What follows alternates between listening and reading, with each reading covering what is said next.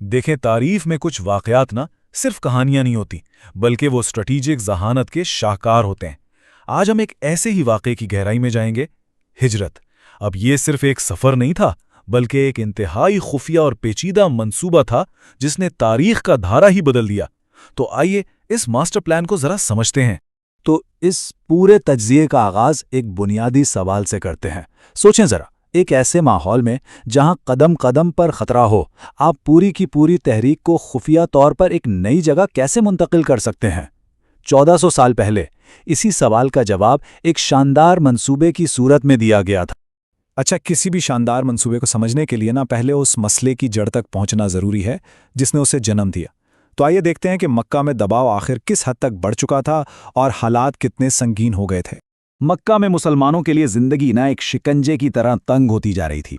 انہیں سماجی طور پر بالکل اکیلا کر دیا گیا، معاشی طور پر ان کی کمر توڑ دی گئی، اور جسمانی تشدد تو جیسے روز کا معمول بن گیا تھا۔ لیکن جب بات پیغمبر اسلام کے قتل کی باقاعدہ سازش تک پہنچی تو یہ بالکل واضح ہو گیا کہ اب بقا کے لیے ایک فیصلہ کن قدم اٹھانا ہی پڑے گا۔ تو یہ سمجھنا بہت ضروری ہے کہ ہجرت کوئی افراتفری میں کیا گیا فرار نہیں تھا، بالکل نہیں۔ یہ ایک سوچا سمجھا، ایک اسٹریٹجک فیصلہ تھا جو بقا اور مستقبل کے لیے ایک محفوظ مرکز کے قیام کی ضمانت تھا۔ یہ مایوسی نہیں تھی، بلکہ قیادت کی زبردست دور اندیشی کا ثبوت تھا۔ تو اتنے بڑے مسئلے کا حل کیا تھا؟ جواب ایک شاندار خفیہ منصوبے میں چھپا تھا، اور یہ کوئی عام سفر نہیں تھا، بلکہ یہ ایک ایسا بلو پرنٹ تھا جس کی ہر تہ میں گہری منصوبہ بندی چھپی ہوئی تھی۔ اچھا، تو اس ماسٹر پلان کے 3 بنیادی مراحل تھے۔ پہلا، ایک محفوظ ٹھکانہ تلاش کرنا۔ یہ کام مدینہ کے قبیلوں کے ساتھ عقبہ کے مقام پر خفیہ معاہدوں کے ذریعے کیا گیا، جنہوں نے مسلمانوں کو پناہ اور تحفظ دینے کا وعدہ کیا۔ دوسرا مرحلہ تھا کمیونٹی کی مرحلہ وار ہجرت، مطلب لوگ شک سے بچنے کے لیے چھوٹے چھوٹے گروہوں میں نکلے۔ اور پھر آیا تیسرا اور سب سے خطرناک مرحلہ، خود پیغمبر اسلام کا سفر۔ یہاں یہ واضح کرنا بھی ضروری ہے کہ ہجرت ہے کیا۔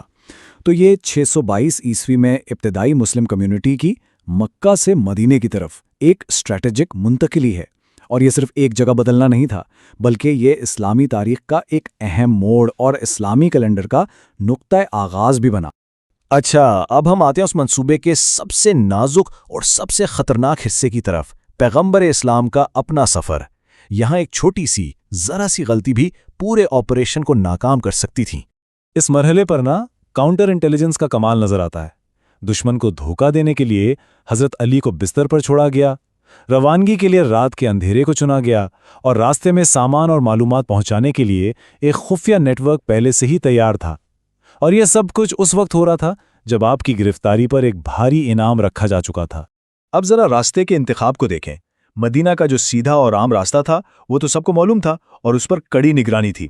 اس لیے ایک بالکل غیر متوقع حکمت عملی اپنائی گئی۔ پہلے مخالف سمت یعنی جنوب کی طرف سفر کیا گیا، اور پھر دشوار گزار غیر معروف پہاڑی راستوں سے ہوتے ہوئے شمال میں مدینہ کا رخ کیا گیا۔ یہ اسٹریٹجک سوچ کی ایک شاندار مثال ہے۔ آئیے اس سفر کے چند اہم ترین لمحات پر نظر ڈالتے ہیں۔ پہلا دن، مکہ سے نکل کر جنوب میں غار ثور میں پناہ لی گئی تاکہ تعاقب کرنے والوں کو گمراہ کیا جا سکے۔ تیسرا دن، دشمن غار کے دہانے تک پہنچ گیا، لیکن کسی طرح وہ اندر دیکھنے میں ناکام رہا۔ اور 8ویں دن یہ قافلہ کامیابی سے مدینہ کے قریب قبا پہنچ گیا، یعنی شدید دباؤ کے باوجود منصوبہ کامیاب رہا۔